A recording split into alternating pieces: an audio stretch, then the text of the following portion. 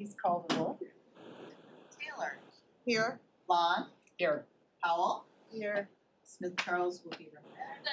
Oh, there she is. Wow, good timing. Spiz. Here. And Markham. Here. Okay, let's all please rise for the pledge.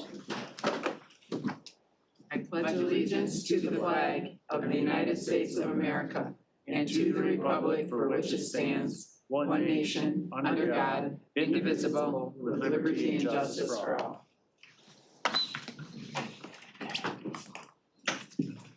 Next, we have approval of two previous minutes, July 9th and July 17th, So moved. by Commissioner Spiz, supported by Commissioner Taylor. All in favor of approving the previous minutes, say aye. Aye. Opposed?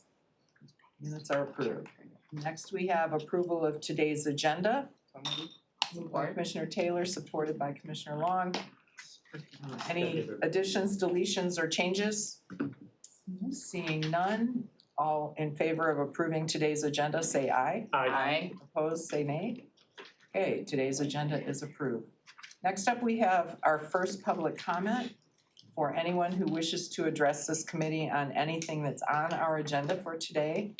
If you want to speak, please come to the end of the table and you get 3 minutes. Seeing none, I'll close the first public comment. And we will move on to communications. So I will take a motion to receive and file the communications. Moved by Commissioner Taylor, supported by Commissioner Powell. Any comments or questions on any of these items? If not, we can go ahead and prompt the vote. To receive and file.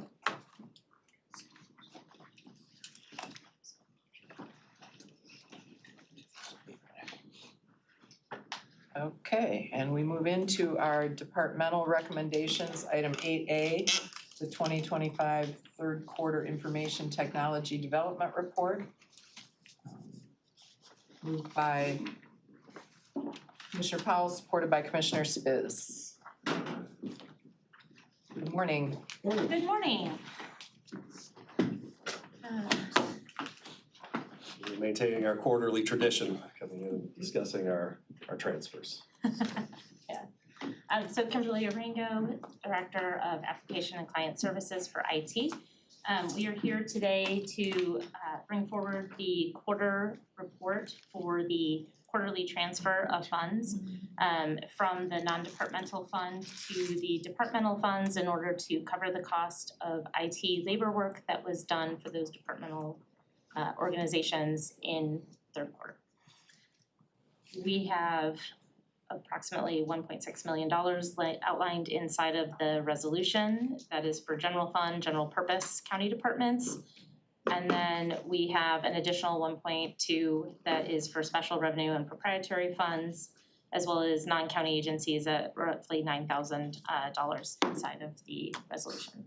Is there any questions about what's there?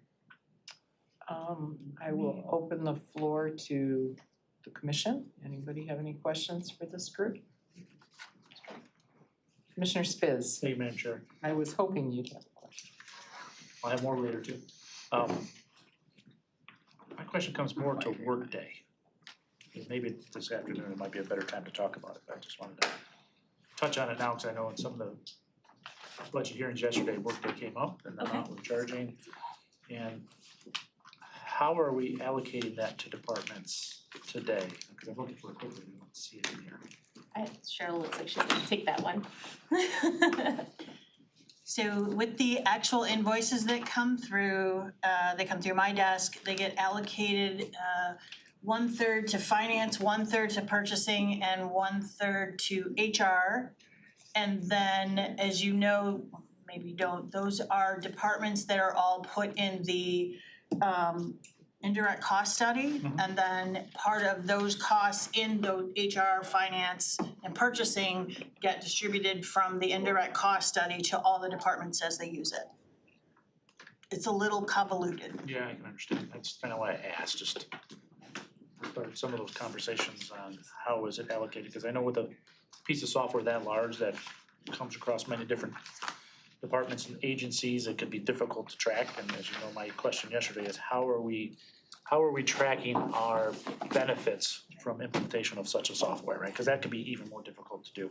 Well, and one of the things that we're doing, Kim and Tammy and I and Monty meet weekly, and we are having conversations, and probably in the next 6 months or so, you're gonna see some recommendations from us about changes to how we're funding IT and how we really wanna take that like bouncing of the dollars out of the process and make it more direct. And so I'm actually really glad to hear that. Because I was gonna have some questions, but I'll probably hold off on those until I see that. yeah, I think we're all really glad that we're doing that. vote. Thank you. Great minds think alike, is that what that is all about? Anybody else have any other questions or comments on this item? I might have another one, and it may be Okay. better for this afternoon too, sorry. Telephone communications Yes. is a big question that I've been pondering probably for over a year. Is where are we going in the future, right? Because I still walk around this building and many other buildings and I still see landlines and phones on everybody's desks. My first question is why, right? Because, you know, in my day job, I don't have a desk phone anymore. Everything goes to my computer. I put on a headset. And just like you do with a Zoom or any other type of meeting, you just do it the exact same way and it's all through, if you have Teams, which I know we do. You Right. can make calls directly through Teams and it all works that way. So what's the strategic plan to migrate away from that so we're not paying for those units anymore and get fully out of that? Yeah, so we actually have started a project this year to kind of upgrade and replace the back end. So we're going to a WebEx Yep, Cisco okay. calling infrastructure. So that will give us soft phone capability. So Okay. that the people will be able to do it, you know, with a headset through their desktop. Some of the departments, I think, prefer to have the phones like call centers, stuff like that, but at least it'll give the option. We'll technically be able to give people the choice about whether they want a phone or not. It took us about a year or two to transfer it for the same reason. But everybody got used to not having a phone anymore. Yeah. No, I think it gives you more flexibility. I think people miss the old POTS lines because they were super reliable. Now that it's VoIP, it's still reliable, but you know, subject to, you know. Right, and I'd be interested how much money that save us when we make that transition. Thank you.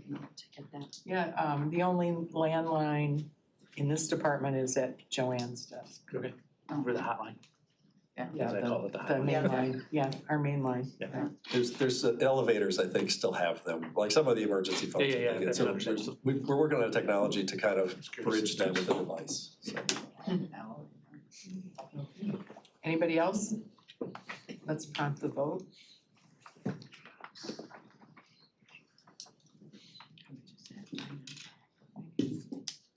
But no, let me just transfer it off. If you go through here, it's a lot. You have 6 yeas, 0 nays. Okay, motion carries. Thank you very much. Next, we have the sponsorship of the Wolverine Lake Corn Roast. Okay, that is going to be me. Mark can't make it, he is working. So Wolverine has a corn, oh yeah, I'll move it, sorry. Supported by I'll support it 'cause I like Commissioners corn. Fizz. Yep, sorry. And I first want to disclose that they do not buy the corn from Long Family Farm. When I disclose that, they buy it from a vendor at their farmer's market. So just to make that, I'm not profiting from anything, they're not buying our corn, so. They have the corn roast every year, and I'm requesting 3,000, their budget is 10,000, the rest of it comes from sponsorships. It is an event for all ages, and they have pony rides, petting zoo, the corn roast, obviously, live music, vendor booths, other food. And I have not been to it yet, and I'm planning on going this year, and they would be, Wolverine Lake seems to never get any funding, so they're very grateful I brought this opportunity to them, because it's small, the village of Wolverine Lake. So I appreciate your support, and he knows that he has to put a big banner, just like Commerce did for their events. Just, you know, for sponsorship, yep, a big banner that we sponsored it, so if there's any questions. Anybody have any questions for Chris? Commissioner Powell? Because, just back to what your statement was, so if you had just recused yourself, cause that's your business, it still could be considered conflict of interest, be it that they purchased it from your farm? Yes, I think I'm you know just why? asking for, yeah, okay. Because even though I'm not on the farm anymore, you guys, but because I think anything that's a conflict of interest would be if I profited from this. So like if I got 3,000 and they use the 3,000 to purchase corn, that's why I wanted to say out loud that they have the vendor that they're buying the corn from. I told him to write it in his write-up, but he did not do that. I'm Got like, it, please okay. write it in your write-up. But so it would have been a conflict if, if they purchased, because we're taking money from the county and stuff, so. Got it, okay, So that's why I disclosed that, so, okay, thank you, that's all I Yeah, wanted yeah. to hear. I appreciate that you did that Yeah. and made it very clear. Yes. I love these kinds of disbursements of small amounts of a few Yes. $1,000s This will really help 'em. into each of these communities. It just puts Oakland County's name out there in a very positive way and really helps promote the culture all across the county. We have everything from Kite Fest to bocce ball to, and this one is new to yes, us. yeah, right, and they draw a large attendance, and when I went to their meeting and suggested, let's try for some to do a special, they were so grateful. I mean, those little villages get overlooked, I think, so much, so I was happy to be able to try to help them and help them along with the application, so they're very grateful, and they would definitely put a big banner with their Board of Commissioners logo, so. Cool. All right. If there's no other comments, let's come to the vote.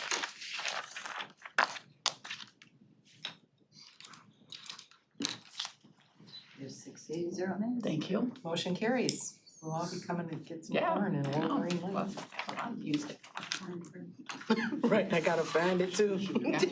I know. Try to make GPS. Right next to Ken. All right. Central. next to Wall Lake Central. Right by Wall. Oh, okay, all right, that let us, You know sorry, that. sorry, Chair. You know that. All right.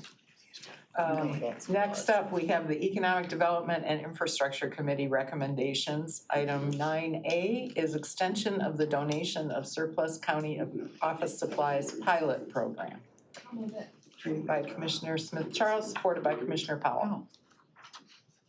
Good morning. Good morning.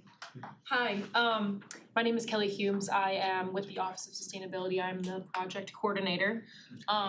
Some of you may remember, I sat in front of you last year, requesting authorization to donate surplus county office supplies items to local nonprofits in Oakland County.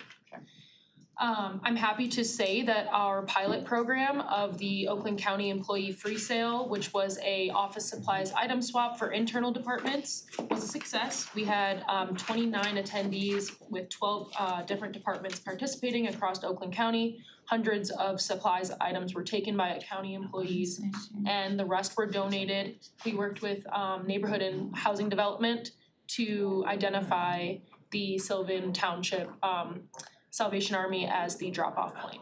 So I'm back again this year requesting that there is an extension of this authorization so that we may host a second free sale event, and that the leftover supplies may be taken and donated to Grace Centers of Hope, which is a local nonprofit in Pontiac.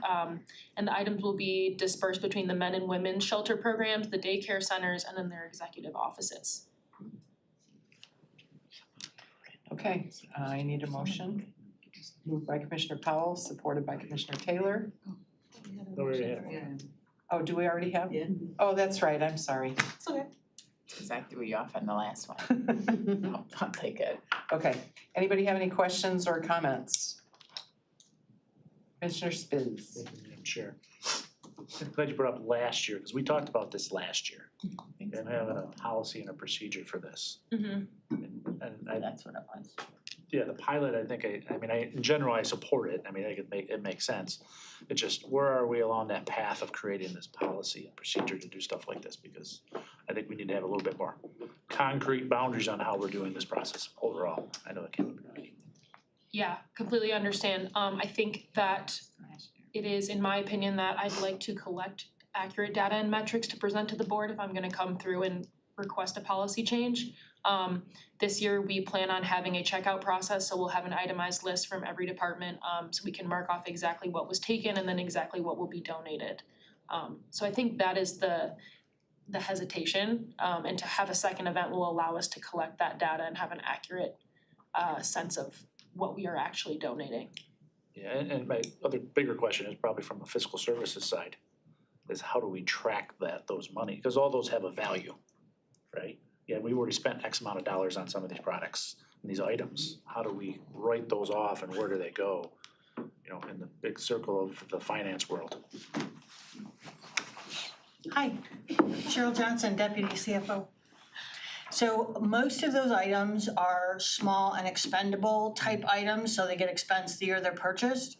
So typically they're used within that time frame, so there's not really a way of doing it. What I do plan on doing is when they gather this list that they said they're gonna do this year of the departments and what they've donated, I'm going to be sending a memo to departments and like if they're donating a whole bunch of binders, ask them to please not buy binders in bulk anymore. So we're gonna try and, allow departments to self-monitor by bringing it to their attention.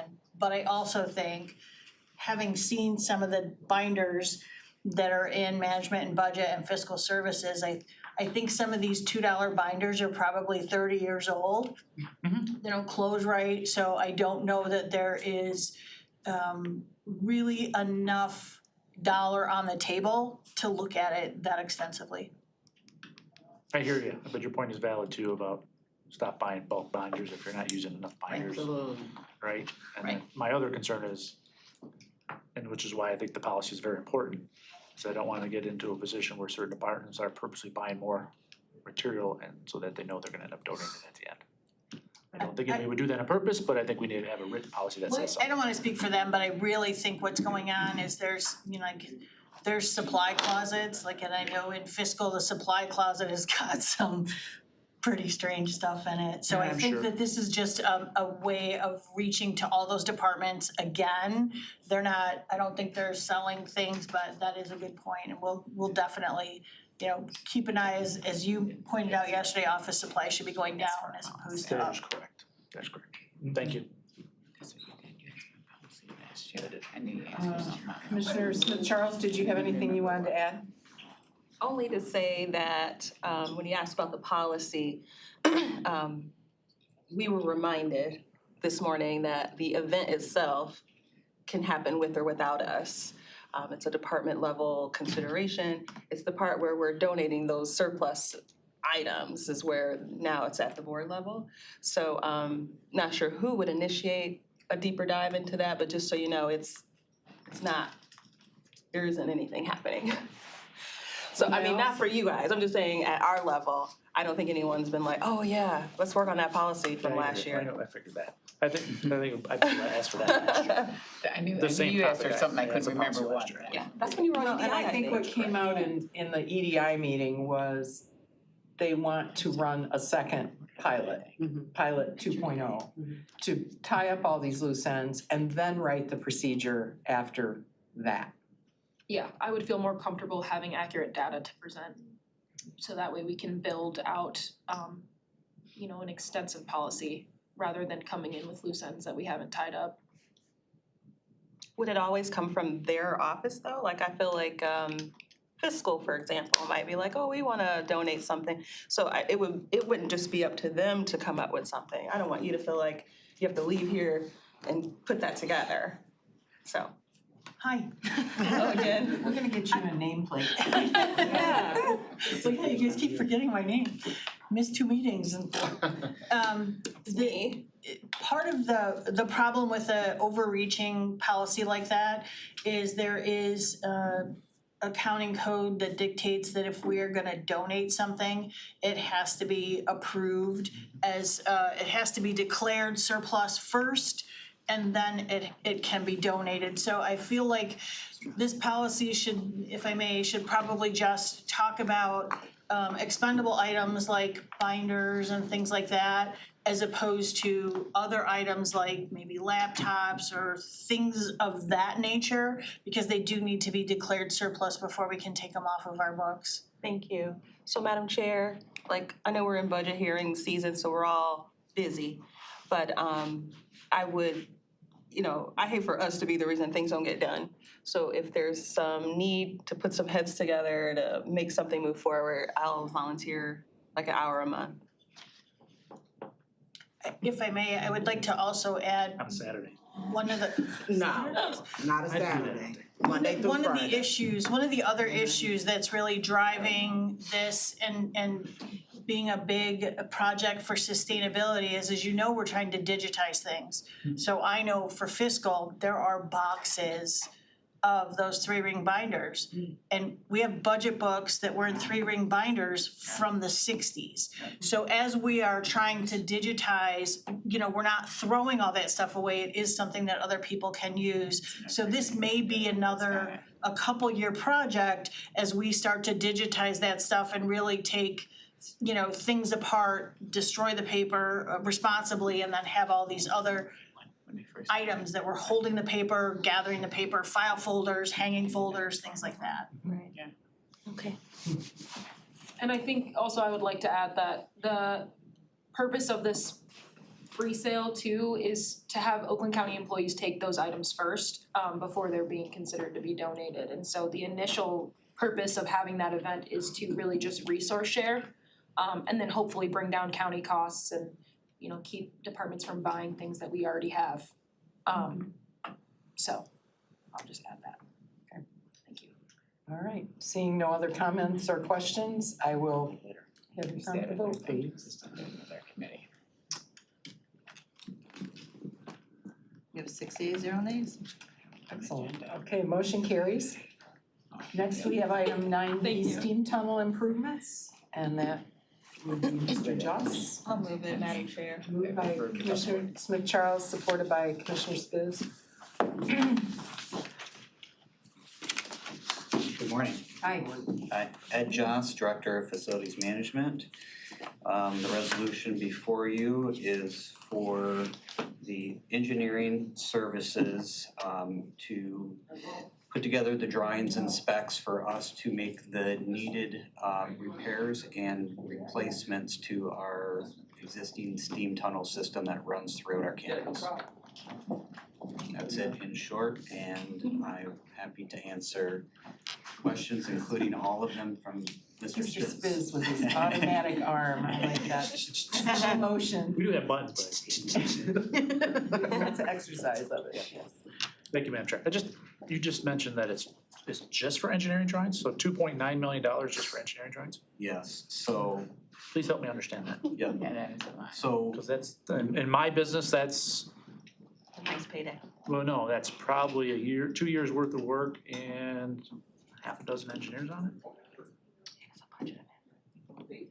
yeah, so what, I'll try to make it short, The but government pays more. we had our inspections done, our cores done of our tunnel system, which is pretty extensive. It runs throughout the campus, connects most of our buildings, made up of concrete and metal. And from that, I believe they divided it up into somewhere around a dozen to 20 different sections. And based on that then, it was determined like what drawings and specs would be needed for all of those repairs and replacements. And those are the documents that we will use to bid the work. Once we get those bids back, we know what the cost is, then we will divide, we'll prioritize and then divide that work up, which will have to be spread out over the course of several years. So it's in years past, this is in anticipation for the bonds that we're gonna be getting. In anticipation for the bonds that we're gonna be getting. So in years past, with the funding that we had in the CIP, we would just focus on one area that was a high priority and try to tackle that, whereas now we're taking a look at the whole entire system and bidding and putting together the plans to do everything that's needed to overhaul the whole system. Follow-up question. Just thinking out loud here. Anyway, there's no way we can have AI or scanners just sent out and do all this for us versus paying for same price or less? Because it's already a structure that's there, right? You can scan it all day long. Yes. It'll give you everything you need. It's almost everything you need. Right, as far, are you referring to like the assessment or the condition assessment? It should all be, Right, but this is primarily for all the drawings and all the specifications that will be used to bid to get the Right, but- subcontractors, and then those documents will be used for the contractors to do I the believe work. there's automation out there that does that also. That, could transfer everything you digitize to a drawing, right? You may have to have people look at it and just make sure it's got. So folks like me that are architects better start looking for another profession, is what you're saying. Well, I wouldn't say you just need to, you need to up your game on AI and some of the things that are out there, because they will still need humans to do some of that work, right? To check the specs, check the drawings, because they're not perfect. They will find errors, there'll be gaps, just like when you see an AI video in social media, you can see the gaps, that it's not truly perfect, right? So there are errors out there, but then they're not gonna know the specs that you're looking for, so those are the areas you have to do it, but it should cut your man hours probably more than half that are required. So, good point, noted. None of the responses that we received included any AI component. And I personally, I wouldn't expect them to unless we specifically ask for it as an option. Or offered it as an option. If you wanna use AI, please do.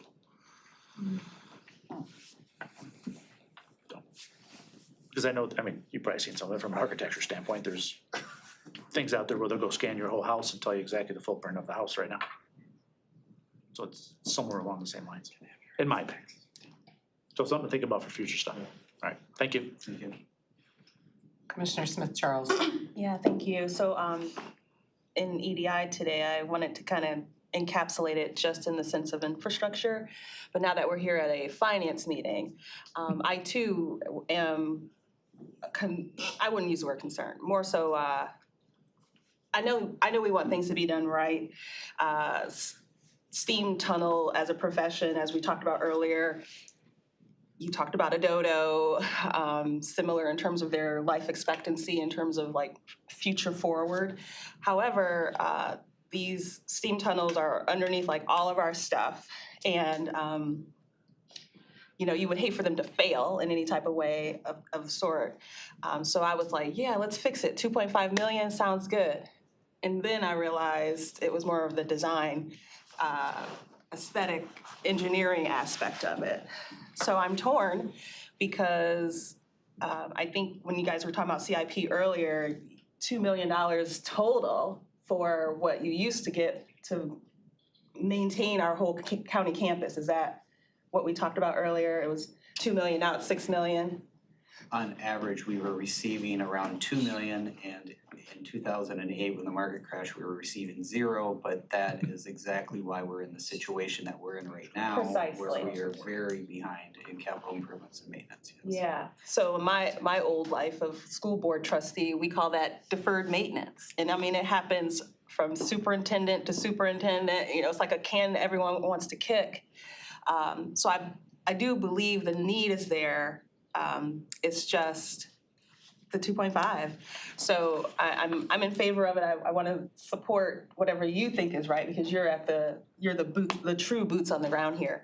But I am excited, if that's even a way to put it, about spending that just on capability and not actual practical getting it done. So that's my statement on that, Madam Chair. It's not a question. Anybody else? I would like to just say that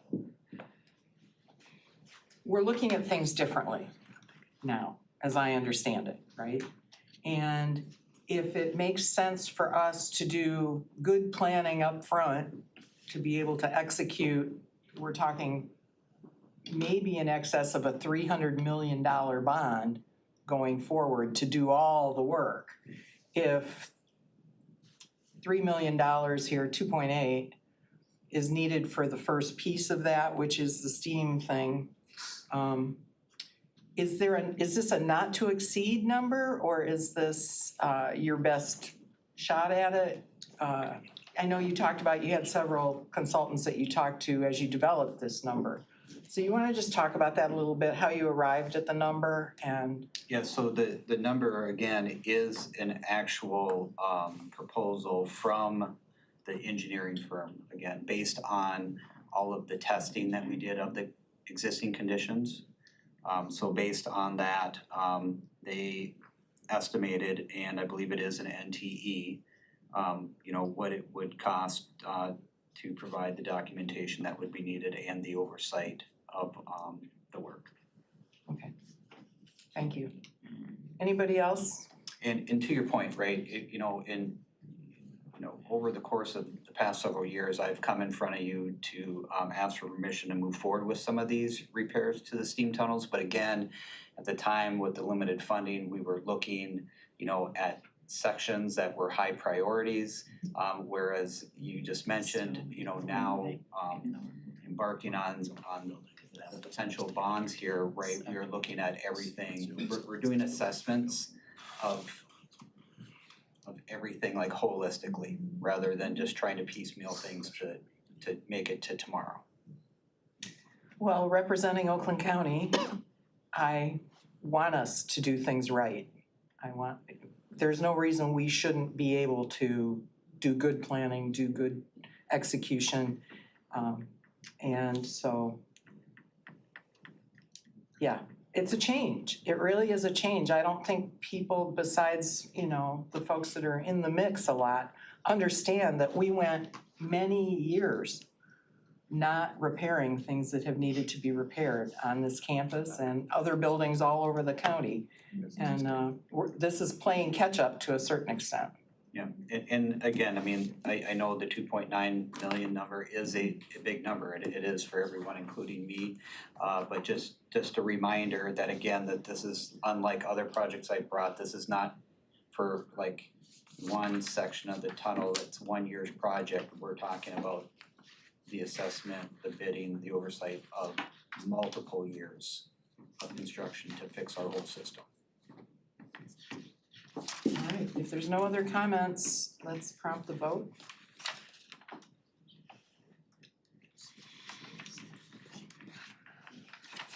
You have 68 nays? Motion carries. Spend wisely. What'd you say? Spend wisely. Yeah. Excellent, okay. Moving on, we will go to item 9C, which is the Public Works Drive and Village Drive paving projects. I need a motion. Commissioner Powell, supported by Commissioner Taylor. Floor is Okay. yours. Yeah, thank you. So each year in the CIP, we have funding to replace parking lots and roads. This project here would replace the Public Works Drive and Village Drive. So we, again, are taking a look at our campus holistically, doing assessments of all of our pavements and prioritizing them based on their condition. Not just on their condition, but their location and use. And this is our highest priority right now. So the total project cost for this is the $842,423, which includes the engineering services as well as the construction and then contingency. Any questions? Commissioner Spiz. Overlay, full tear out. FDR, yeah, Okay. full depth reclamation. Thank you. Anybody else? Seeing no one, let's prompt the vote for this one. What do you say, completely tear out?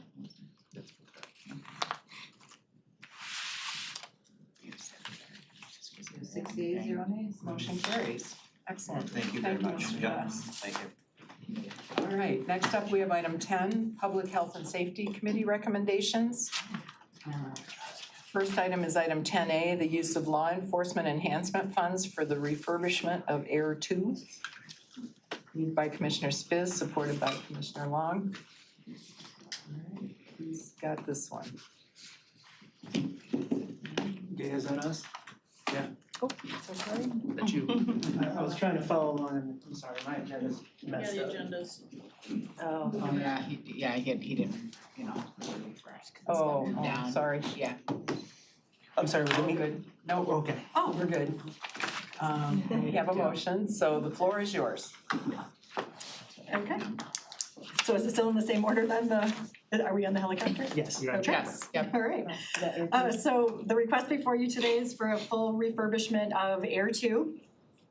This includes an updated mapping system, searchlight, and camera technology.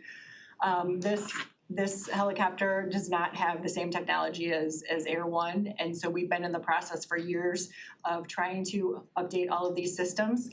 Unfortunately, it was grounded a couple years ago, and so part of the request of this funding, the carry forwards, those were from prior projects that were approved that never were completed, so now it's wrapped up into this whole project. So we have a little over $300,000 in our current general fund budget. There's $435,000 in carry forwards that will be going, coming from our carry forwards from last year's budget into this year. And then we're asking for $645,000 transfer from our forfeiture funds to complete the rest of the project. From the forfeiture funds? Yes. Okay. Commissioner Powell? Is this one or two helicopters we have now? Cause I know one was down and we had one that we kept using. So which one is this going to? This is Air Two, so we have Air One and Air Two. Air One is currently in service, and that will be the one that will be ready for Dream Cruise and the special events coming up. This one is currently in the shop, which is why we want to do it right now, and we didn't wait for the budget in October, because Air One that's in service right now has a 12-year inspection that is going to happen in December, so it goes down no matter what. Like, we have to have that done. It's FAA regulation that it has to go down, and that inspection takes a couple of months. And this one been sitting for a minute anyway, right? Well, this one's getting an engine overhaul right now, so that's why we wanted to do it right now. It's in the shop. We wanted to get this full refurbishment done and then have the camera and have all of the technology up to speed when Air One goes down in December for that 12-year inspection. So it's Okay. more of a timing issue right now, is why we're in front of you today. Okay, I just know Bouchard has been very loud about a helicopter. So, Yes. but I know you've been wanting a new one or a better one than what we got, so, okay, all right. I knew this was the two he was talking about. So, Okay. so obviously, we're trying to maintain the ones that we have, Yep. because, we have to keep them functional. So this was how we could piecemeal it and do this, and then this one is supposed, once this refurbishment is done, it will be like new. So Okay. this should last us for any amount of time, and then if we, at any point receive federal funding or any kind of request or any kind of, supplements for a new helicopter, this would be, the resale of this would be much better because it's up to date. So let me ask you this, if any other communities just so happen to have to use our stuff, they do pay for it, correct? Not for the helicopter, they call and we. And you just shoot, yeah. okay. There's- I was just there's- wondering. Yeah, there's no mechanism to build that at this Okay. point, so No, we've talked no, and about it off and on. And I know but it could be different scenarios while we, shoot them out, but I was just asking, that was a general question. Okay, thanks, I'll be supporting it. Commissioner Smith Charles was next, and then Commissioner Taylor. Thank you, Cheryl. It may be a question for you, dear. Help me understand, I'm like a sophomore here, if you will, maybe a junior, 11th grader. But when it's, yeah. So when it says budget amendment, obviously we understand high level what that is. But when I look at Schedule A, because it directs us to go to Schedule A based on the language in the summary, what exactly is the amended part of the budget? Is it the 645, the 435? They don't add up to 1 point, whatever that number is. So if you could help me. I can help you. I don't have a copy of it in front of me, but the point of it, the Schedule A, is to move the budgeted funds around. Your approval requires the budgeted funds to be allocated to do these things. So when we're talking about the carry forwards, we approve carry forwards, they go over to the budget from like the prior year to the current year, and usually they are to finish a project that was already started, so they stay in the same account number. This particular carry forward is moving to a different account number so that they can work on Air 2. The other piece is we need to move the money from the forfeiture funds into the general fund to allocate them to be paid for, so that requires a budget amendment as well. Okay. Because otherwise, if we were spending the money, the budget wouldn't line up. So we're just trying to keep track of all the funds budgetarily that matches with what you're approving them to spend. Okay, that's much. Does that make sense? It does. Thank Okay. you so much. That was my question. Okay. Commissioner Taylor. Just quickly, I know we have two helicopters. And could you, just for me being kind of new, what are we using them for? My understanding was search and rescue maybe? Not solely. So Okay. they do patrol, Okay, so they do a patrol. So here's the thing, we have a like with technology and drones and stuff, there's been, they certainly have, people conflate the two sometimes, and if I'm off topic here, let me know, but a lot of times there are definitive needs for both. Technology with drones isn't where it's at for helicopters yet. The longevity of airtime, the ability to illuminate areas. I've personally been in a pursuit years ago where I was able to like back off and stop my pursuit because the helicopter could, follow the vehicle from the sky. And ultimately the person realized the helicopter's up there, they wouldn't realize the drone's up there, pulled over, got out, ran, on foot or whatever, we arrested them. So there's I guess the long answer to your question, Commissioner, is that we have a host of reasons. With our search and rescue team though, helicopters are really, really important. They've been very, very helpful for us. We've been able to, do a lot with that, and a lot of it has to do with, unfortunately, a lot of these search and rescues and a lot of these people that are lost is at nighttime. And there's no better thing to illuminate the sky than the helicopter. And our pilots are, like I said, very well trained. They're on call all the time. They come out, and this is one of the real partnerships the Sheriff's Office has with law enforcement and really the community in general. Like this is a regional asset. Like we assist a lot of different departments with pursuits, a lot of different departments with a lot of different things. I mean, I think it's worth noting that if you, knock on wood, because I'm gonna jinx myself, but you notice like there's been accidents occurring from pursuits in other areas that happen that are really costly to communities. I'm jinxing myself. We've dodged that a lot and a lot of it has to do with our ability to monitor from the sky, both from drones, to be fair, and from the helicopter. So there's a host of reasons. I can name a bunch. I could get a pilot up here and he'd be like, no, we do 1,000 other things, but it's still a valued asset for the Sheriff's Office. Do I think eventually at some point the technologies will yes, we're not there yet though, in my honest opinion. Okay, that was the answer I was looking for, and you answered. Took me 20 minutes, but I got you. No, you answered, and I just needed that understanding, but you also used it in partnership with drones, because as we are moving to newer technology. They've been a game changer, like, I think we know, drones have been fantastic for us. Exactly, that's where I was going with that. Used appropriately, of course. Okay, but in addition, since you're gonna have these helicopters in there, my question is, the monies that we're requesting today is just to help you to do maintenance and upgrade on an existing one, because you already have a budget set to do that normally. You have a budget normally for maintenance of all your 2 airplanes, because that's what I was asking. This is just a one-time ask. Basically, Yes, for the major refurbishment, yeah. To make up for maybe a shortfall or something like that. I don't know what to call it. So typically, like, our annual budget is for basic maintenance. Okay. So anything above and beyond that, like Okay. even that 12-year inspection that I mentioned coming up in December, we may need to come back for some more forfeiture. So the federal forfeiture it's not applicable to, as we talked about previously, it's not applicable to salaries and that sort of thing. Okay. But we try to keep that because we know that these could be really costly expenditures. When they take that engine apart, there's no telling what they're gonna find in it. They're 25-year-old helicopters. So, we kind of keep this as a reserve, if you will, because we know that these could occur, that our annual budget it's not sustainable in there. That's what I was trying to understand, because we should have the helicopters and capital improvement projects if we're going to have ongoing maintenance, depreciation, and all that kind of crazy stuff. Yeah, so we Or don't good have stuff. built-in replacement, that's the thing, so we're maintaining them, but we don't have replacement Okay. and like large refurbishment and these giant technology projects, we don't have that in our regular budget, so Okay. that's why it's the forfeiture ask. Okay, that's what I needed to know. Thank you so much. Okay, Commissioner Long and then Commissioner Powell. Just one quick thing. So with the refurbishment, you think you'll get 12 years out of that helicopter?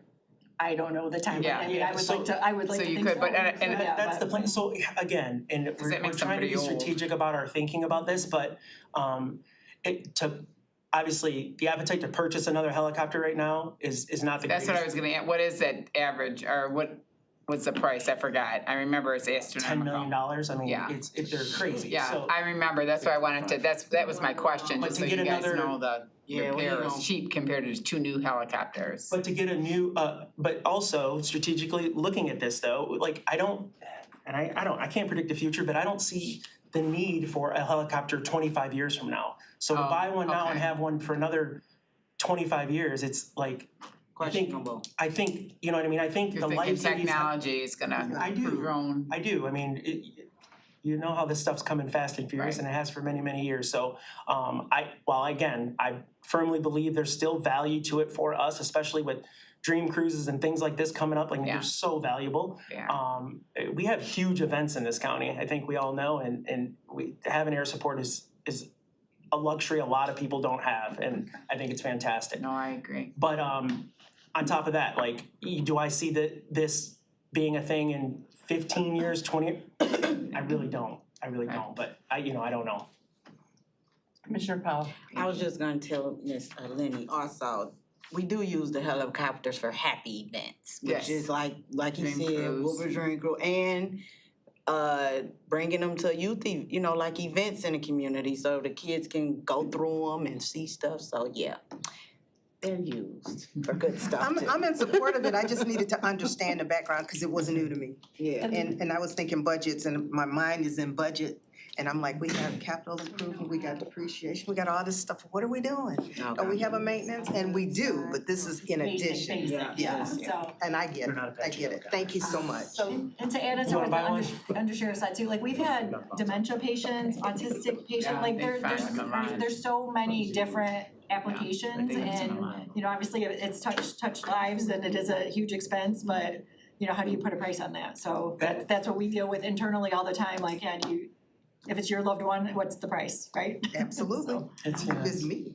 And this is the helicopter that was in Texas? yes. Okay. Which is why those projects were delayed and we kept carrying forward the money for the mapping project because we didn't get that done. We just sent And it to the water, the flood stuff in Texas y'all talking about? No. Oh. It was in there. in Texas for repair for a Oh. couple of years, Yes. and we only had the one helicopter. Yes. So this is the second one that we brought back, and we are going to bring it up to Yes. Yes. the level we need. Yes, and it was during the I just wanna pandemic, clarify. So they had some vendor issues and it delayed that repair process for us down Okay. there. But this one has been through the 12-year inspection, so mechanically it's good.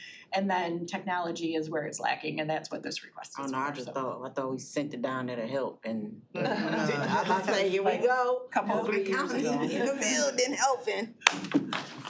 Okay, anybody else have any more questions about the helicopter? Let's prompt the vote. Yeah.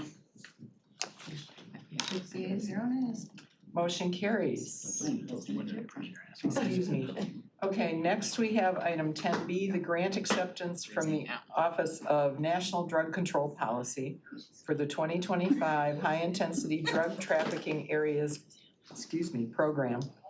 I get that all the time. Moved by Commissioner Spiz, supported by Commissioner Smith Charles. Okay. Okay, so this is our annual grant acceptance from HIDA for overtime for the narcotics enforcement team and all of our local partners, so they're listed there in the resolution. This year, we're getting $132,300. Most of it goes towards the reimbursement of overtime, and then there's a small portion of it that goes towards communication services. This breaks down to about $5,650 of reimbursement per officer. Okay. Does anybody have any questions? If there's no questions, let's prompt a vote.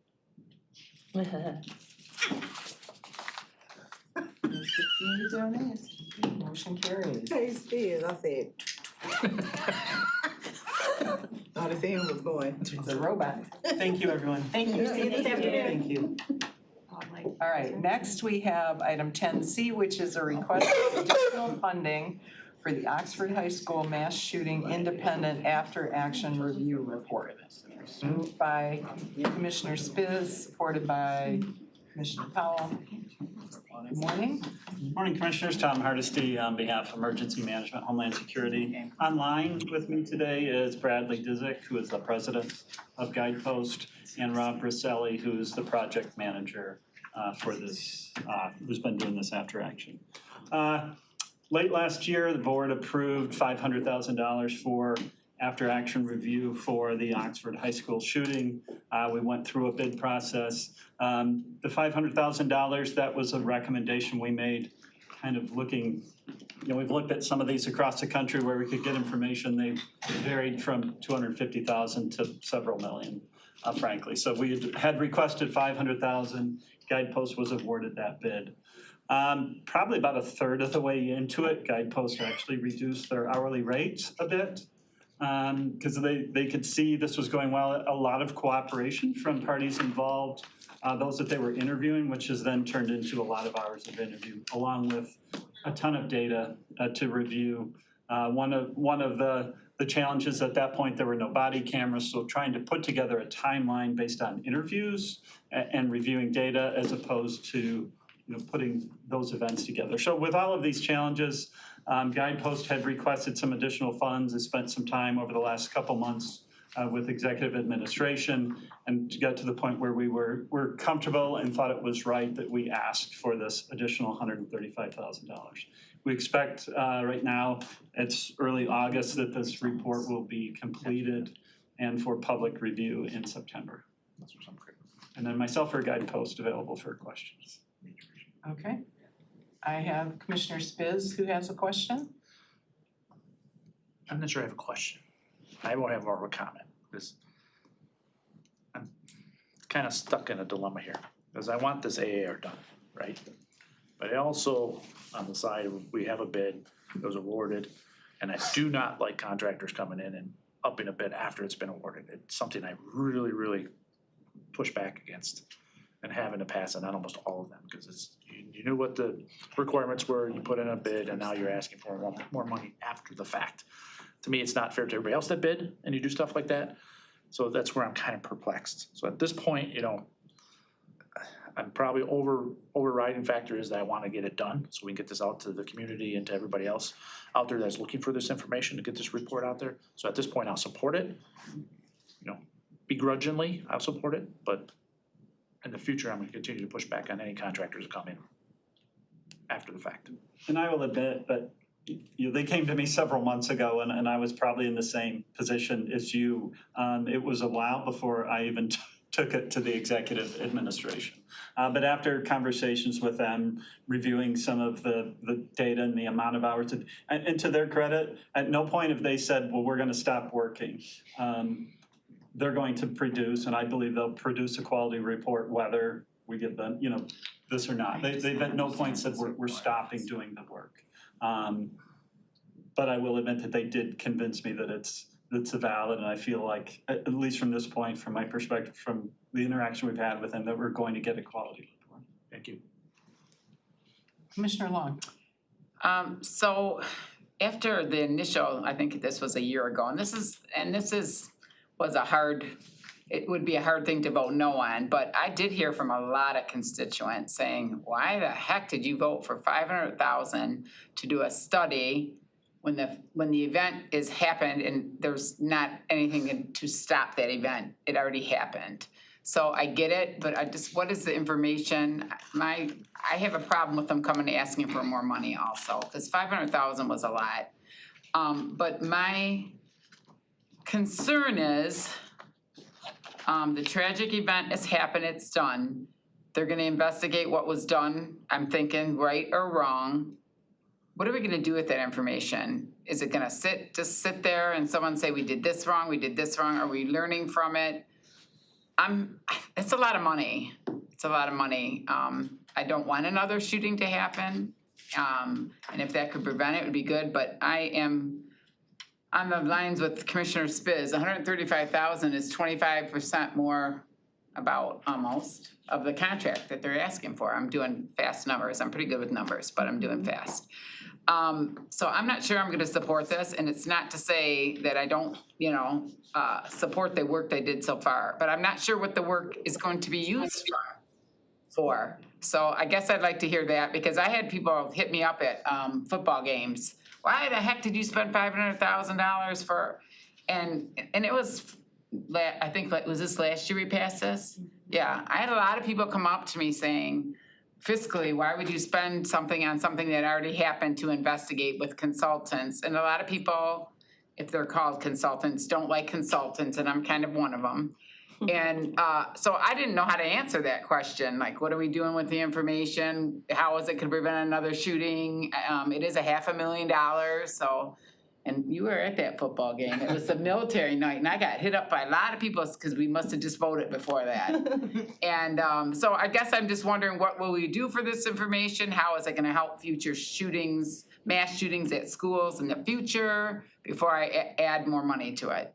So one thing I would like to, on semantics, investigate, I don't think is the right word. We're not investigating anyone, and, you know, the prosecutors that investigate. The point of an after action is to really take a deep dive and look at what went well, not just emergency management. We do our own little review and here, but all the parties together. What better way could we find out? How could police and fire have interacted better together? Medical, reunification, all of these things, how could we done better? We would love to say, well, oh, it's terrible we had one, we won't have one again. We already have. We had one in Rochester Hills. Right. And even without this, there were lessons learned that help there. But it will help all of our agencies in Oakland County. And yes, you're also right. We can't take that report and stick it on a shelf somewhere. The value comes is if you're willing to take an honest look at it and say, there's a big difference between somebody did something wrong and we could do it better. You will never have a disaster or an emergency that there aren't things that could be done better. But if you can take the time to take an honest look at it and say, how can we improve it? We're not gonna save those 4 kids from there. But we might the next time. How might we improve that? And maybe not even just us. So I've read many of these after actions from other communities. Those are things that we then put into training. You know, we've used grant funds to pay for over 3,500 police officers in Oakland County to be trained in active assailant response. That training comes from reading those after actions, and others are gonna learn from this as well as in Oakland County. Right, and I'm just struggling because I don't want to vote emotionally. And that's what my vote was, I think, a year ago. It was more emotionally than, and also I'm wondering why we couldn't have done this internally instead of hiring a company. Our office routinely does after action reports. That's one of the things that, but the scope of this and the thousands of hours that are spent on this, it would have taken our staff probably full time this entire year to do that. The amount of people and the time and the depth that is in this, you know, and it needs to be done properly, and it needs to be done as well compassionately when they're speaking, not just to the families involved, but to the responders that were involved in there as well. Are there things that we could have done better for mental health recovery for the first responders in this? A lot of different aspects that we're hoping to gain information from to help us in the future. All right, and then how far along do you think they are? Are they going to come back and ask for another 150,000? Well, I won't come forward and ask for another, so I guess Do you think they're I'll close leave to- that to them. Right, Yes. are they it'll close be- to wrapping up this Yes, report? they're near the point of putting the final written documents together. Now, they're on the call here, so if they might be able to. Yeah, we should have this report submitted in September. Okay, thank you. Let me get that ball. Anybody else? Commissioner Smith-Charles. Yeah, thank you. I really appreciate the commissioner's comments because I think I too was acting out of emotion when voting in support of this last time because I you know, based on a layperson's understanding of everything, I think Oakland County did a fantastic job. All of our first responders, you know, we were fresh off of other school shootings where officers or deputies kind of hid in corners. We didn't have any of that here. And so, Right. you know, I think all of us left thinking we did at least an A job, maybe not A plus, because it was kind of unprecedented. And it's hard for me, like the 500,000's already been approved. if this were to have come up now versus last year, I most likely would have been like a no. Because to Christine's point, it's like, it's such a lagging indicator moment here where it's like $600,000 to tell me what happened 2-3-4 years ago. So again, we're already on the hook for the 5, but I'm hard pressed right now to see like what does $630 some odd thousand show us in terms of the lagging indicator, and then our hope and expectation would be that communities, CVTs around Oakland County and across the country could use this as a framework or a template, which they'll have to find funding to make happen. You know, they may want to do all these things that we've uncovered and still not be able to. So we've spent 600 and some odd thousand for what will be on a shelf collecting dust. And 20 years from now, we'll be like, oh, remember the report we did? So I am today a no, but I am open between now and the 14th, especially if someone brings me some donuts, a little espresso.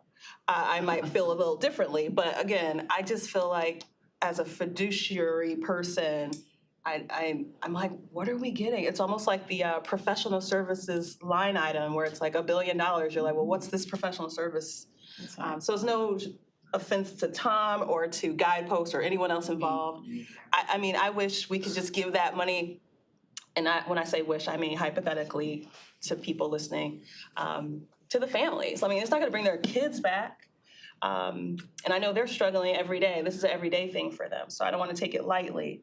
But just thinking about what are we expecting to get back and how will we use it is a hard pill for me today, but I'm not opposed to it in the next week or so. The only follow-up I guess I would say to that is families were involved in the selection of this process. Families have been involved in meeting with them, and families have been part of the ones asking for some of this. Some of it may be, because while I don't have access to know what's written so far, I do know that it's not gonna come out and say everybody did everything wrong when we thought they did everything right.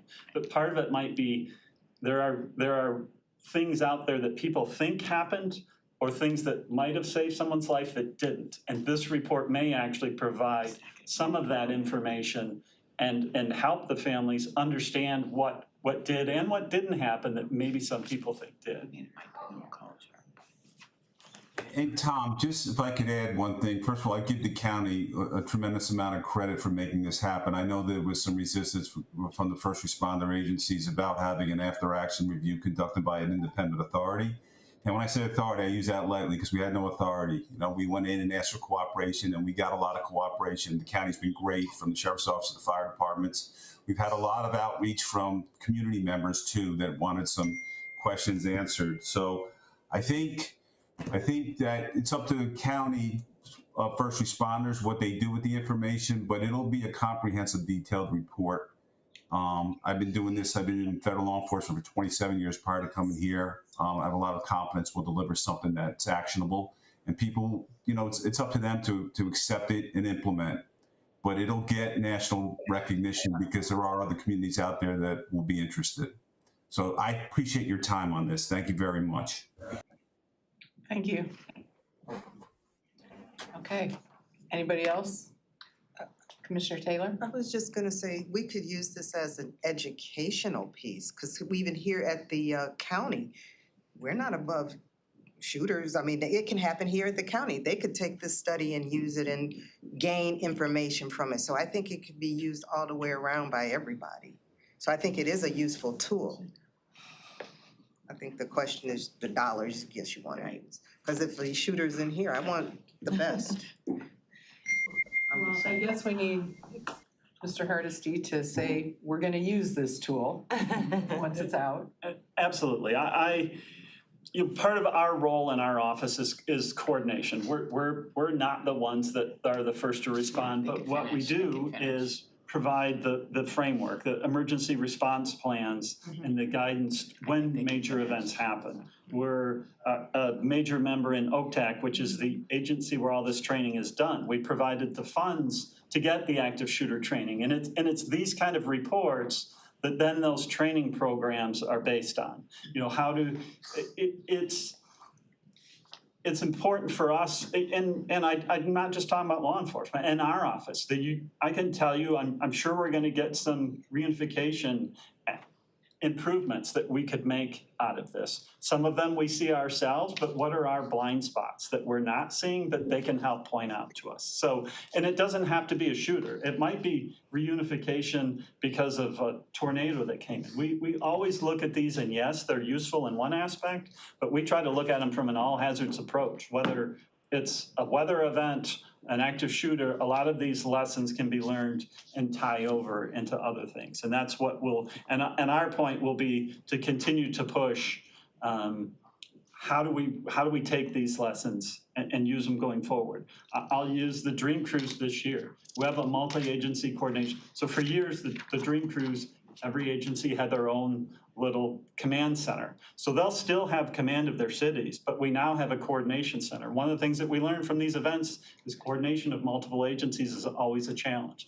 So we have been able to convince all these agencies involved to have a coordination center to where we have rapid communication. So that if one of these incidents goes bad, we're quicker to coordinate the response for that. So that's the type of things that we learn, and that's where our office, we don't have authority, but we can educate and then kind of coordinate and move people in that direction. Okay, anybody else? All right, let's prompt a vote.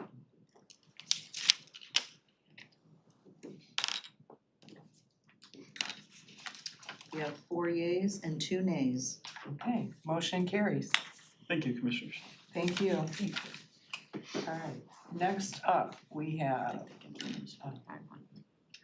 item 10D, the grant acceptance from the Balmer Group for the Supporting Community Schools with Oakland County's Transition to Success Program in Hazel Park Schools. Is it a reason we can do Southfield and Hazel Park together, or they need to be kept separate?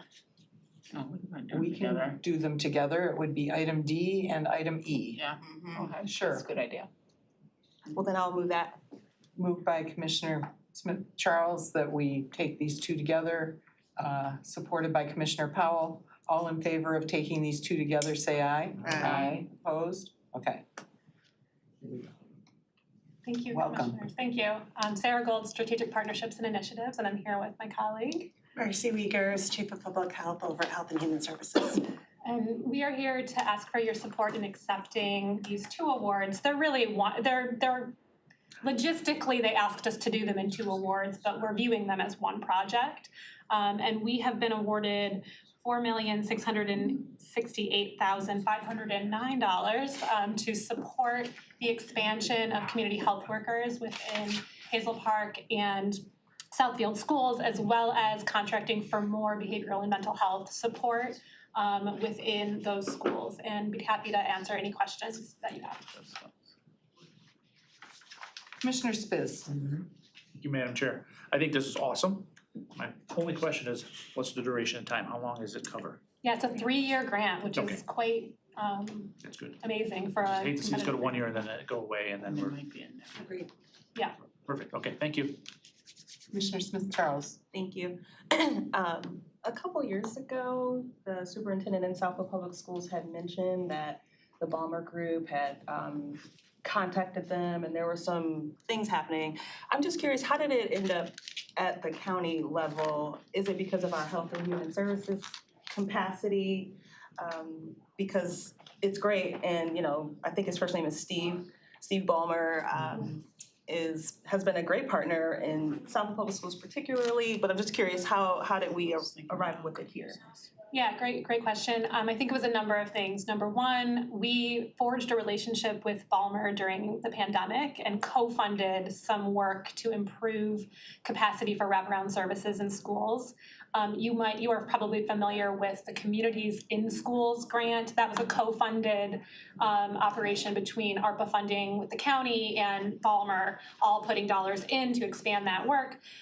Since then, Balmer has continued to refine their approach for community schools, and they have piloted, although I would say it's further along than a pilot, but it's their first endeavor, an approach that is more homegrown to each school district, both in Southfield and Hazel Park, and they have committed funding to support school-based staff there. they really saw an opportunity, especially because of the relationship that we forged throughout the pandemic, to bring the county's services into a care team with the community school staff in those school districts. And so it's really the strength of our health and human services and the launch of our community health workers and our social care team that created the opportunity for us to say, okay, let's let schools do what schools do best, and Balmer will fund the capacity of school-based staff to support the students' needs. But when it comes to the social care needs of those families and sort of expanding the wraparound services, we're able to step in partnership and become a part of that care team to consider the needs of the whole family. Thank you, very helpful. Thank you, Chair. Commissioner Long. So I am supportive of this. I just wondered how it came about that Hazel Park schools and Southfield schools got picked. Yeah, Balmer picked those schools as the places where they made their initial investments. And so they asked us to come alongside. We didn't make a decision about which schools. I think if things go well, and we assume that they will, they are interested in expanding, and we would be in conversation with them about where else we could expand our team and where they would put their community schools-based dollars. Because you did say it was for mental health, different mental health issues and stuff also, right? And I just wanna say that every school needs help with mental health in Oakland County and all over the United States. So that's why I was asking what districts, because this would be great in all the, I mean, if in a dream world in all the schools. So that's why I was asking. Absolutely, and that's what we'll advocate to expand as much as they will fund our expansion. Okay, thank you. Commissioner Powell. Do we know why they specifically chose those districts though? I mean, they all in Pontiac, so this is nothing for me, but. So I don't know with 100% certainty, but I do know that both Hazel Park and Southfield had been working on community schools efforts for a number of years. So they were sort of primed to accept those funds. I was just wondering. Yeah, we're just increasing the capacity of that project with this add-on. Yeah, they all in my district already. Anybody else? Okay, let's prompt the vote, please. Congrats. Madam Chair, not related, just with Sarah here, it's good to see her. We don't get to see her very often, but I know she's behind the scenes doing a lot of good work. A lot of accolades been thrown your way at this table from different committee meetings, so just wanted to let you know that we definitely see your efforts. Thank you, I really appreciate that. Thank you. Yeah, thank you. Spence? Oh, sorry. What? My daughter does. Motion carries. Thank you for your support. Thank you. You know, quick finger, but their Okay, hands up and next stuff. we have item 10F, the Housing Trust Fund Allocation Approval and Interlocal Agreement with the City of Royal Oak for the acceptance of American Rescue Plan Act funds for the 3rd Street Lofts Housing Development Project. Moved by Commissioner Powell, supported by Commissioner Smith-Charles. I'm Kyle Hines, Housing Trust Fund Manager. I do have a quick presentation. I understand that it is 12:18 and there are budget hearings starting at 1 and you probably want to eat lunch, so. We do, but that's okay. And some of this might be redundant for people in here, but thank you again for. Go ahead. Do we have the? Oh, we don't have a presentation? It's in the. It's in the packet. Oh, it's in the packet, but you don't have it loaded? Okay. Okay, well, if you want to follow along in the packet. Okay. The 3rd Street Lofts project, it's a 59-unit mixed income housing development in Royal Oak. On the first page there, you can see the site. It's just to the south of the courts building. On the municipal complex there, walkable to City Hall, Centennial Commons, the Farmers Market, all major retail, anything down there is actually like a walkable, transit-oriented development. It's a 10-minute walk to the Smart Transit hub in downtown Royal Oak as well. Next page, you can see a nice rendering of the project done by a local architect, Krieger Klatt. And then some of the stats and details about the project. Like I said, it's 59 mixed income units, 44 are 1-bedroom, 15 are 2-bedroom. 4 of the units are actually reserved for households earning less than 50% AMI. 27 reserved for households earning less than 60% AMI, and then 28 units are reserved for households earning less than 120%. So it's all income restricted, but we actually have over half of the units at an actual affordable rate. 120% AMI, we consider that more workforce housing, young professional housing, just getting their start. So the total development cost is just over $25 million that'll be funded by Housing Trust Fund dollars, and then also funding from Royal Oak that's transferring $1.95 million to the Housing Trust Fund via an interlocal agreement that was included in the package and approved as to form by our corporation council. It also has tax credits from MSHDA. It also has home funding from MSHDA. So a lot of different active participants in this. So these funds will be allocated to the project in a long-term repayable loan. So once this project cash flows and it will be able to recycle this money, the interlocal agreement from Royal Oak says that the funds can stay with us and we'll work with them to find another mixed income housing development to invest in Royal Oak. That's gonna be a long-term thing, but these funds will come back to us, and these are all already approved funds from that have been distributed to the Housing Trust Fund. City of Royal Oak also provided a payment in lieu of taxes to make the project affordable, to allow for the operational subsidy to make the project affordable, and also approved a considerable zoning change to be able to allow this density to be on this urban mixed-use campus. Like I said, it's walkable. And then another point I'd like to make is that there's only 3 income restricted properties in Royal Oak, and most of them are quite old, over 40 years. And this is the source of this is HUD CPD community planning development maps. So we always like to have the opportunity to provide and invest in communities that don't have a lot of affordable housing right now, and we don't want to concentrate all of our affordable housing into 2 or 3 communities throughout the county. So we want to provide affordability everywhere. Next page. The market rents are insane in Royal Oak. The cheapest. This is for downtown new construction, like Class A construction, which is what we're providing with this project. But you can see anywhere from $2,200 to over $4,000. Like, it's crazy.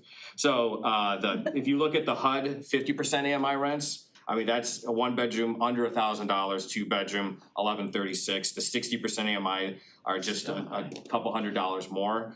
And then the 120% AMI rents are considerable and almost at market rate, because once you get to that level, you can consider whether or not you want to purchase a home or live here. So, but if you look on the next page, you'll see that all of these, the 50%, my favorite pages are this. It's all the occupations that qualify for this type of housing, from ambulance drivers, non-EMTs to laborers, preschool teachers, security guards, library techs.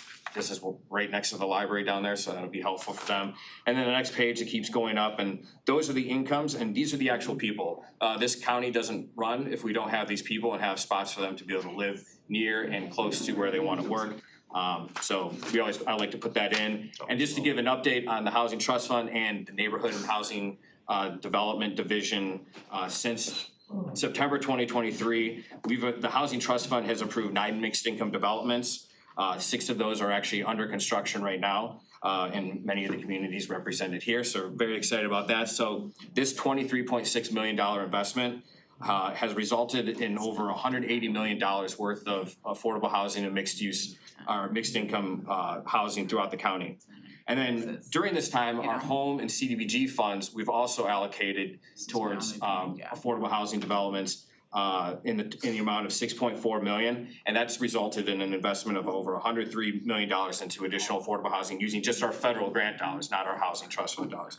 So all told, on that bottom line, if you're following along, that's 1,060 units approved, 931 of them are affordable or workforce. $30 million investment has resulted in a total investment of $283 million. So with that, I'm open to questions. The developer is here as well. He's just hanging out just in case there's any additional questions. Oh, thanks for coming. So when you talk about the $283 million total investment, that's outside funds, that's private funds. So by us making these long-term repayable loans that we're investing into these projects, that's allowed to unlock funds from MSHDA, tax credits, just regular plain old mortgage, regular plain old equity from our other investors. There's a myriad of sources that goes towards these things. This one I think has 5 different sources of funding when you kind of look at it. So it really like this, the Housing Trust Fund and our federal grant dollars have allowed us to unlock additional investment by our providing of the gap financing. How many units was Okay. that, 49? All right, does anybody else have any questions? Commissioner Spiz, followed by Commissioner Smith Charles. Thank you, Madam Chair. I'm in support of this because I think it's a great project, but I always ask the same question when it comes to affordable housing. How does it stay that way? How is this sustainable? The first series, I can see it, right? So when this development is done and built and we start, putting people in these units, I'm confident those numbers, but 5 years after that, what happens to those So numbers? we actually record, and every funding source that has any sort of federal dollars or our dollars, we record a declaration of restrictive covenants that each year they have to provide us with an annual report listing every single unit, the income, all of the supporting documentation as to whether or not they're 50% AMI, 60% AMI. Housing Trust Fund staff, we look at and review the tenant files to confirm if they're over income, they're technically in default and they have to remedy and find another income qualified household to move into there. And if they don't alleviate it, then we can change the management company, we can go in, even foreclose on the property if they don't do it, So how long is that? So our Ever, or is that? the ARPA funds that we're tying to this through the Housing Trust Fund are required for 20 years. However, the tax credits associated with this will go 30, what is it? Do you have extended? It's 30 years on the tax credits, and then the MSHDA loans require 40 years. So Well, up to 40 years. 40 years, this will be. Some pseudo control over it. Or Oh, yeah. Okay. And then they're That's also. always my worry. Yeah, and the pilot is one of the most important things. They have to submit a report to the city and us because our interlocal agreement with the city of Royal Oak says that Housing Trust Fund staff will confirm the pilot numbers. And if they don't do that, they lose their tax exemption. Right. And then it's really bad news for them. So they have a lot of. And that's all transferable to, it stays with the property, so if you sell, the If developer you- sells the property to somebody else and they come in and say, I don't wanna do this anymore, I'm going ahead and I'm. Yeah, they can't get rid of it. Okay, that's why I wanna make sure that's all ironclad. Yeah, we have a mortgage on it as well, promissory note, so if they don't pay us back, then obviously we get a nice property downtown Royal Oak. That's one way of looking at it. Commissioner Smith Charles. Thank you. 2 things, and one of them will be for the developer, just to give you a chance to prepare yourself. Royal Oak, if you've driven through it in the last year or so, there's tons of signs about keep the single family homes alive in Royal Oak. And so we're at the county level, this is at the city level. I imagine the city's beaming and happy about it.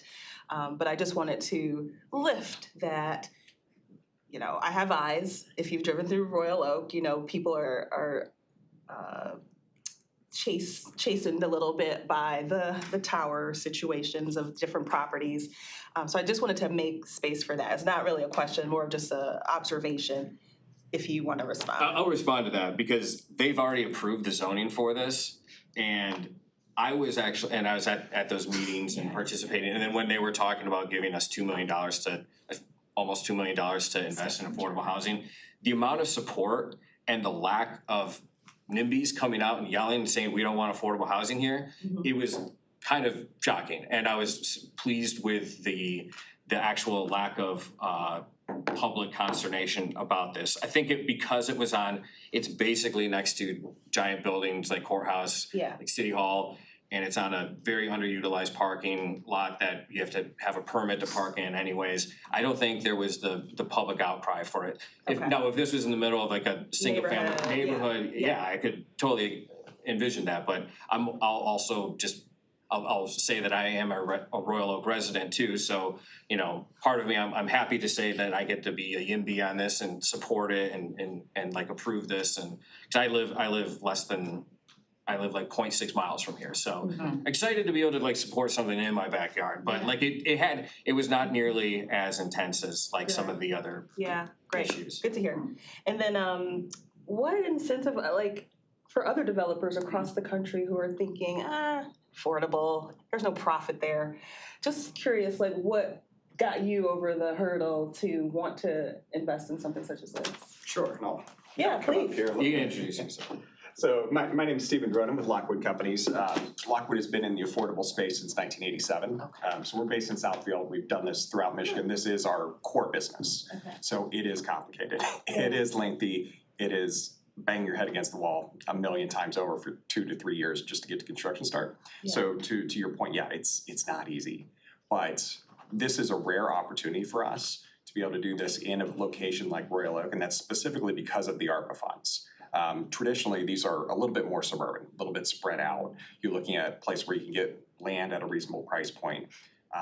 This is a one-time chance to do underground parking, to do it in the center of a city, and just to have everybody come in together. So I think I'm kind of going around your answer a little bit, but to come back to it, yeah, I mean, this is, it's a specialized business. It's real estate development, but then also you have to layer all the governmental programs on top. So it's a little challenging at times. I mean, they but it's get a worth it. developer fee that's sufficient to make them wanna do it, but not too much that they're over subsidized. Yeah. We make sure that we don't, that's why we do our whole process and review. But you also wanna make sure that they're not underfunded, because then they have no incentive to perform. They'll just, like, going through zoning hearings at 11 PM at night and doing that. If they're not properly funded, they're not gonna care about the project, they won't do it, or we have bad partners. And then you hear about all the problems that have previously happened with affordable housing, like with public housing, like Cabrini Green in Chicago. Like, if you're not properly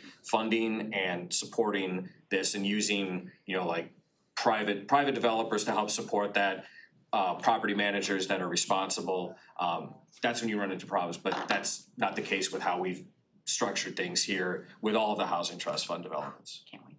Thank you. Okay. Thanks, that's great. All right. Any other questions for these folks?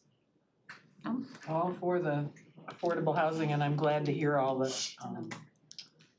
structure going forward to really. Corporation Council and I have gone over these documents quite a bit, so. All right, well, with that, let's go ahead and prompt the vote. And while we're tallying that up, I just want to remind everybody, we have budget hearings starting at 1 o'clock. We have a couple more items on today's regular agenda that I want to get through quickly if we can.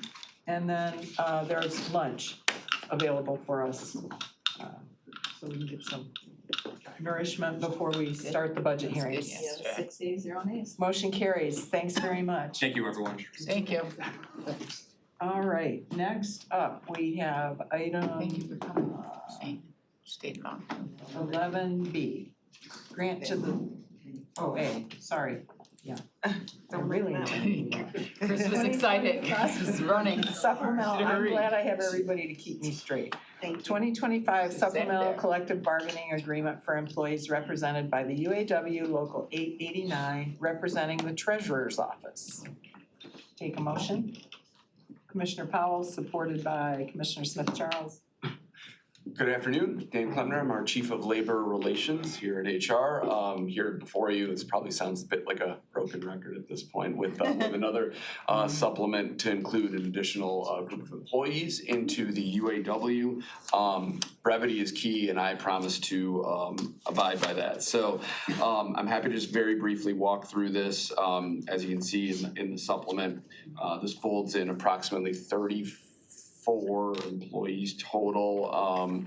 The classifications are listed here, but I just want to point out very quickly that some of these classifications are vacant. They're open for an employee. I just want the board or this body to be aware that union membership follows the job, not the person. So there may be positions here that may be vacant, but if they were ever filled, then they would be occupied by a UAW employee. Just to note, these final two provisions are probably very familiar to the board at this point. This group of individuals will be awarded those 10 personal leave days within 30 days of approval of this agreement. Similar, perhaps some disdain about the hybrid and remote work opportunity, which again is subject to manager approval. There will be some positions here that are completely outward facing. You can't greet the public from a remote office, but some that perform purely office work may be afforded the opportunity to work remotely. Short of that, I'm happy to entertain any questions, concerns, or comments that may be directed to me. But like I said, I want to make sure you have enough time to eat and get to your budget hearing. So, Thank you. yes. I only have one question, and that is, were these employees represented before, or are they now joining the union? They were not. They're now joining the UAW for the first time. Okay. Anybody else? Commissioner Spiz. I'm gonna make my generic statement. I'm gonna support this, but I do not like the hybrid work schedule that we put in place and giving employees additional days if they can't use the hybrid work schedule. So it's just a frustration I'll deal with in the meantime. Every time. Yes. So thank you. Okay. All right, well, let's prompt the vote.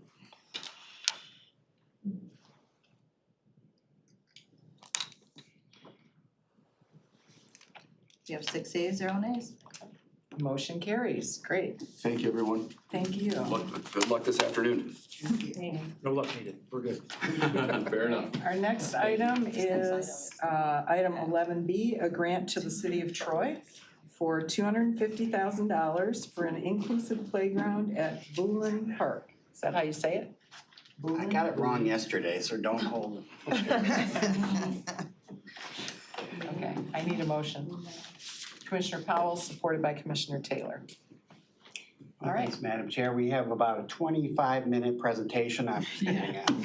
So funny. I was about to say, not today. Not today. Call for the vote. After she just said what she said. Also want to point to Commissioner Spiz was talking about, AI and how it's changing our workforce and our work every day. And we're pretty proud at Oakland County Parks trying to stay ahead of the future. And that's what I'm particularly pleased to have with me here. I'm our new Deputy Director, Alan Jaros, who came from the Bauer School Farm and the Johnson Nature Center. Prior to that, operated the Tollgate Farm in Novi. He was just telling me he's birthed countless animals in his lifetime. It was a strange question. It was. Well, I'm getting to a point here. And he, had some llamas over there, and he pretty much knows the ins and outs of the farm world. So I'm assuming by AI you mean agricultural intelligence, right? All right, that was the joke. I'm not sure to give you the same results, but with that, it took you too long to get there, by the way. Yeah. Oh, well. Quicker to that uptake. Okay. I mean, the payoff wasn't Keep there. your day job. Yeah. I am planning on keeping my day job. Yeah, keep your day job. And you are on the Parks Commission, Yes. so Yes, Keep him with that. absolutely. Write it down, make it. All right, so Alan is we're gonna take the training wheels off and he's gonna present on this item. Thank you, Commissioners. It is day 8, so it is a little bit like the training wheels are coming off. But what's in front of you is a recommendation to approve a grant in the amount of $250,000 to the city of Troy. This is for an inclusive playground. So that includes matching funds from a community development block grant in the total of $632,608. So we presented yesterday to Lago. Yep. Now it comes to your Yeah, next. we've been sort of working through the strategic partnership grants. We're focused on a lot of our more populated communities where we don't have an existing park presence. Last year, we did a $250,000 grant for Rochester Hills for the Innovation Hills restroom. We'll be bringing in a $700,000 grant for the Clinton River Trail restoration. People all of a sudden use this. Soon, so it all kind of fits in a grander picture. I don't see your name though. Okay. And I think this is the 40th anniversary of the Kids with Disabilities All right, you Act guys are. passing. So this will also be a nice announcement towards the end of the year. Okay, I will open it up to the commission. You got a lineup. List also Do I that have a you, lineup? yeah, they use their trigger fingers also. Okay, I see. I gotta I get saw back to the. Spiz wasn't there, I was like, let me get in. Yeah. All right, Commissioner Smith Charles, followed by Commissioner Spiz, followed by Commissioner Law. Yeah, thank you, and I'm just hoping to see you later on this afternoon if they let me out of here. I just wanted to, when I first read this, I didn't realize it was coming from parks. I mean, that was probably the thing that should have been the most obvious part here, because I was like, why aren't they going through parks? But 250 playgrounds, I'm assuming we have the funds. And I guess I'm just curious, why this, why now? Why this? Yeah. So we typically have set aside $1 million for these community capital improvement projects. The top, it'll be before you actually, a little bit later this afternoon. The one that's been the most urgent is this multi-million-dollar washout of the Clinton River Trail in the city of Rochester. And they have been working with a bunch of different entities and have all of the funding together except for $700,000. And so we're gonna be recommending gap funding for that. And then there was basically 250. We weren't sure if it was gonna be 7 or 750 to get towards $1 million. And then Melissa brought something, it might be a little over budget on the 9-mile corridor. So about $100,000 for that. So it was to fit within that kind of context of $1 million.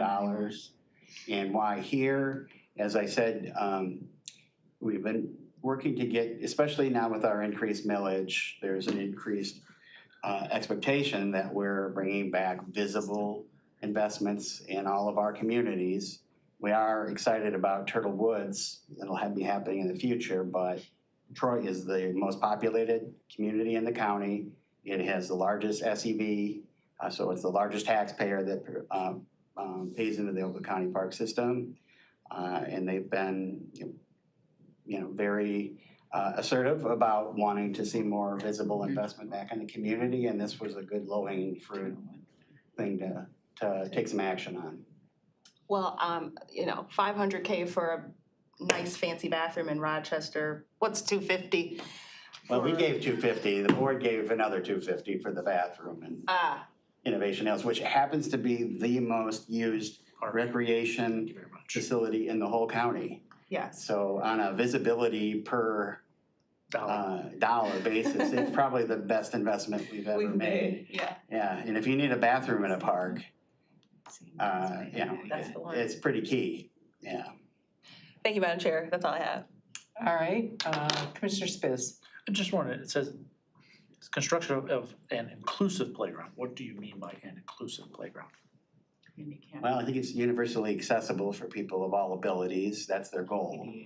That's what I'm looking for, it says Yeah. ADA, I just wanted Yeah. to, so it's based on ADA accessibility, I know you mentioned veterans earlier, and some other things, so, okay, I just wanted to. That's the goal. It's part of a larger $7 million plan, just phased in. This is replacing some outdated equipment, as I understand. Okay. Okay. Okay. Commissioner Long, you. Yes, so I just wondered, for the $250,000, how are we going to market that we gave that money? Are we gonna put some kind of banner? Are we putting our name on the pavement? Are we I putting? think that part of the grant agreement is that there would be a sign that recognizes that it was partially funded with funds from Oakland County Parks, similar to our other capital grant projects. So DNR does sort of the same thing with their trust fund. They're not gonna rename the park, but this isn't that level of scale here. Right, so just something, I wanna make sure we have something out there saying so that people, you don't know how I'm training these kids for 20 whatever years. Everything ends in Oaks is Oakland County, they still don't get it. I'm like, come on, you guys, to my own children. Well, there's a few assisted living homes with Oaks in them that we have nothing to do with. Right, so I just wanna make sure that we get some, some market or advertising that we put some money in there. Yeah, Make sure there's something there. I already told you, I'm changing my last name to Oaks. Yeah, you need to be, so, sounds good. All right, Commissioner Spiz. Oh, I'm done. You're done? Yeah, Okay. sorry. All right, everybody. I'm like, Oaks. Got all your questions answered? All right, let's go ahead and prompt the vote. Lunchtime. So we can't switch, we always gotta put Oaks on everything. You have 6 yeas, 0 nays? Okay. All right, All thank you. right, motion carries. We'll see you here. And with that, I will call this meeting recessed until 1 o'clock, which will be in the auditorium. What am I? So we have about